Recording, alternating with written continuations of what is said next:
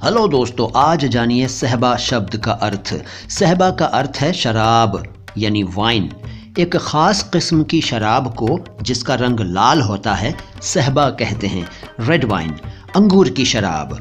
हो सकता है आपने इस नाम के लोगों को भी देखा हो या उनके बारे में जानते हो। जी हाँ, लड़कियों का नाम भी लोग सहबा रखते हैं। क्यों रखते हैं ये एक अलग टॉपिक है। मेरा काम था अर्थ बताना, मैंने बता दिया।